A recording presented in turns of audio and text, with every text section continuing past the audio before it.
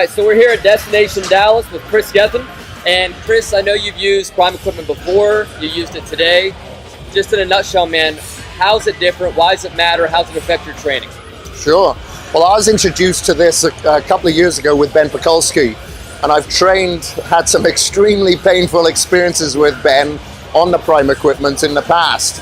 And I'd say that the one thing that benefits me the most is that, number one, you feel it through the full range of motion. However, like, I'm experiencing a couple of niggling injuries, nothing that's too bad at the moment. But for instance, I got a shoulder problem at the moment. So what I really like is that I can put the weight in a different trade of the curve that is going to benefit me and not put too much stress on my impingement. So for instance, when I was doing the incline here today, I was to put a lot more tension at the top contraction. Same when I went over to the pec deck.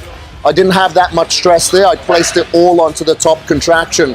So for me, that works out perfect. And what I really like as well, you can kind of do drop sets without actually removing yourself of weight. You just change that stress onto a different part of the curve for the full range of motion and contraction. So, you know, even though you might be training on the same piece of equipment, you could have every set feel completely different, as if you're on a different exercise, you know? Right.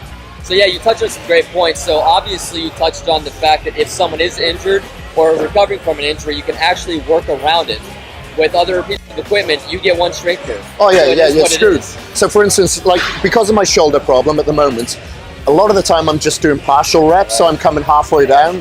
I can take the tension away, so I can still get a full range of motion, get through my sticking point, and then really accentuate my contraction. So I feel like I'm breaking down the muscle fibers enough to still evolve whilst I'm injured, you know? Right. And then you also touched on the efficiency. So obviously, I watched you guys here today.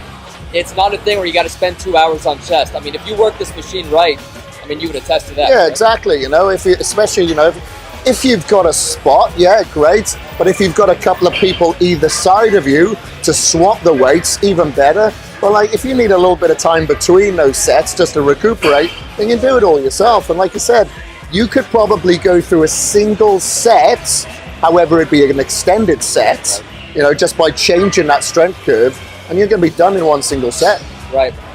Great, man. Appreciate the time. No, thank you very much. I look forward to getting my ass kicked by it tomorrow. All right, great.